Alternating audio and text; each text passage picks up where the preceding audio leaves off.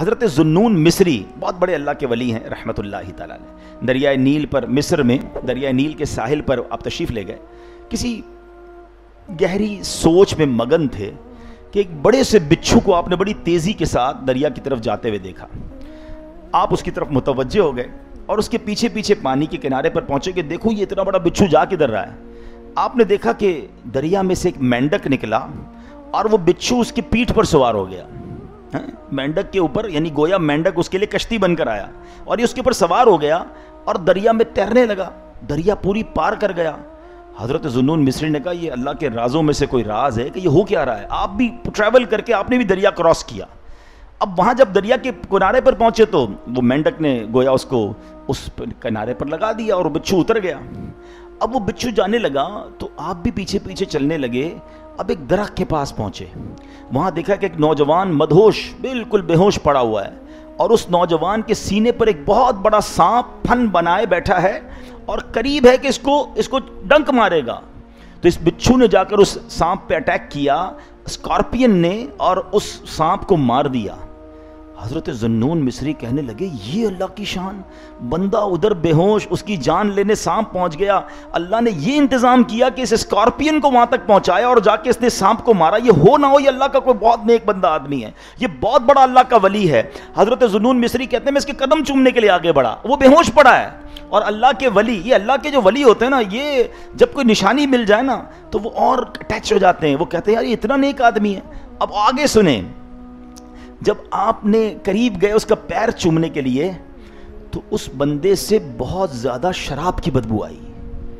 He was shocked کہ میں اس کو اللہ کا ولی سمجھ رہا ہوں اور اس کے منہ سے تو شراب کی بو آ رہی ہے. اب اتنے میں غیب سے آواز آئی، اے ذوالنون حیران کیوں ہوتا ہے، یہ میرا ہی بندہ ہے.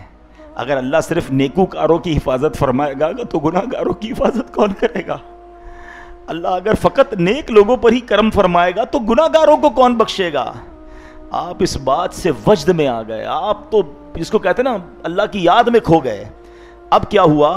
اب آپ وہیں بیٹھ گئے نا کہ یہ ہوش میں آئے تو میں اس سے کچھ بات کروں. سورج غروب ہونے لگا تو ساحل پر ٹھنڈی ٹھنڈی ہوا چلنے لگی. وہ نوجوان اب اس کے جسم میں حرکت ہوئی، وہ ہوش میں آیا. اب اس کا جب نشہ اترا تھوڑی دیر بعد اس نے آنکھیں کھول دیں. جب آنکھیں کھولی تو اپنے سامنے حضرت ذوالنون مصری رحمۃ اللہ تعالی علیہ کو پایا اور بڑی شرمندگی سے پوچھنے لگا کہ حضور آپ یہاں کیسے؟ وہ جان گیا کہ یہ تو اللہ کے ولی ہیں، بہت مشہور آدمی تھے. تو آپ نے کہا یہ چھوڑ، میں کیسے، یہ بتاؤ تم کون ہو، اپنا تعارف کرواؤ. اس نے رائٹ سائڈ پہ اپنے جب دیکھا کہ اتنا بڑا سانپ مرا ہوا پڑا ہے اور لرزنے لگا، خوف سے کانپنے لگا.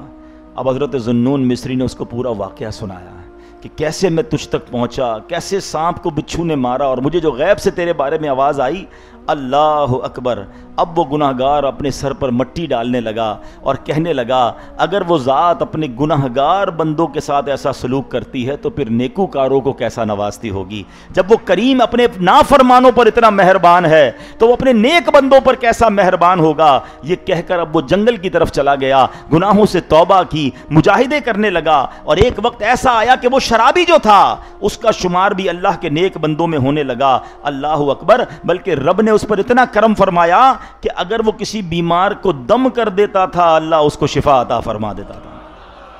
ہائے ہائے ہائے، تو کریم ہی جو ٹھہرا تو کرم کے کیا ٹھکانے، تو نوازنے پہ آئے تو نواز دے زمانے. ہاں میرا کریم مولا بڑا کریم ہے. اور یہ راتیں تو کرم کی راتیں ہیں، یہ راتیں رحمت کی راتیں ہیں. انفارچونیٹلی ہم اس کی اہمیت کو نہیں سمجھ پا رہے. ہم اس کے رب تعالیٰ کی رحمت کو کہتے ہیں نا، جو اتنی ہم سے محبت کرے نا اسے ناراض نہیں کرتے.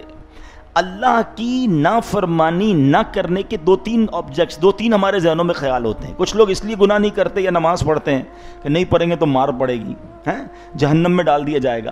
یہ خوف سے نماز پڑھنا ہے، یہ خوف سے اللہ کی اطاعت کرنا ہے. مگر اس سے اوپر کا درجہ پتہ ہے کیا ہے؟ کہ بندہ محبت کے ساتھ کرے کہ جو مجھ پر اتنا مہربان، جو ایسا کریم، جو ایسا مالک کہ میرے جرموں پر پردہ بھی ڈال رہا ہے، مجھے نواز بھی رہا ہے، کروڑوں سے اچھا بھی بنایا، میں اسے کیسے ناراض کر سکتا ہوں؟ یہ جو لیول ہے نا اللہ کی اطاعت کا، یہ کچھ اور ہے. محبوب کی عبادت کر رہا ہے، وہ رب سے محبت کر کے عبادت کر رہا ہے، وہ رب کی اطاعت کر رہا ہے. تو اپنے دلوں میں محبت الہی کو پیدا کریں. یہ وہ لمحات ہیں, یہ وہ گھڑیاں ہیں, انکریز کریں اللہ کریم سے اپنی محبت کو کہ رب کیسا مہربان ہے کہ ایک رات عبادت کریں تو 1000 مہینوں سے زیادہ ثواب عطا فرما دیتا ہے.